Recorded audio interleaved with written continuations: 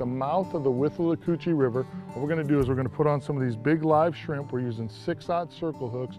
There's a huge school of big black drum right here in front of us, and we're gonna drop these shrimp down in front of them, see if we can't get a couple of these big, beautiful fish. They're running probably 15 to 20, 25 pounds, might even be some 30-pounders in here. We're gonna see if we can get some of them to eat for you.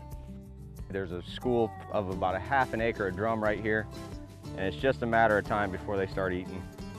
We've got a live shrimp, casting out live shrimp and dropping it right in front of them, letting it free line, and they're scooping it up as they fall.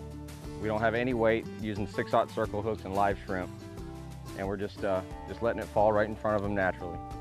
All right, got one on right here. Yes, you do. There we go. Oh boy, Mario.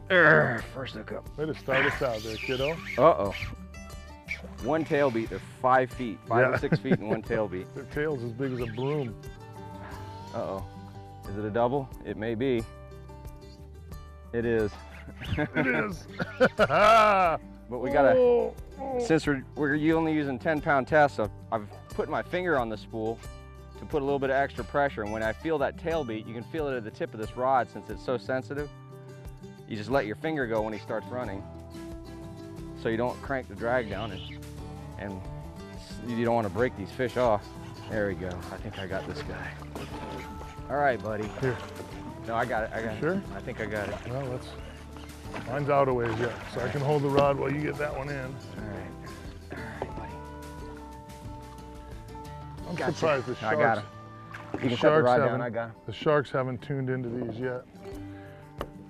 You know, the way they tune into tarpon and everything else, you know. There's so many of them right here.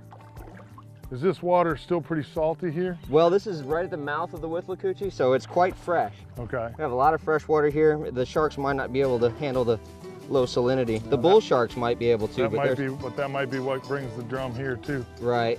You know, a little bit safer waters, less sharks. All right, there's this one. What a fish, dude. Here, thump, thump, thump, thump, thump. He's about 30. He's bottomed out the scale right there, and he's halfway in the water, so that'll tell you how big this guy is. You know, this is a really short trip from Tampa. I left my house at around 5 o'clock this morning. Was at the dock, ready to leave the plantation before 7. Even had a chance to stop, get a bite to eat. So it's not that long a trip.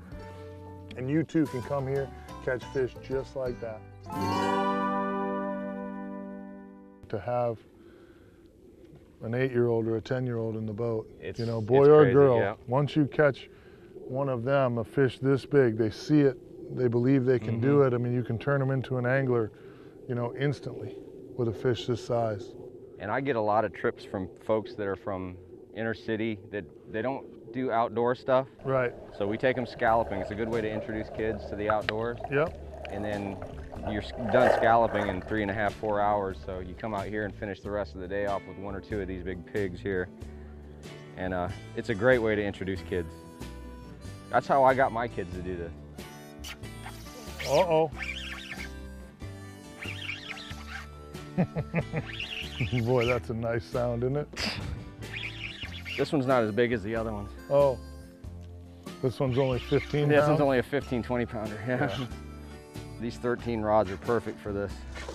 Well, they have so much horsepower in the back, which is what you need. You gotta have a little horsepower. And they're sensitive, super sensitive. Super sensitive, yeah.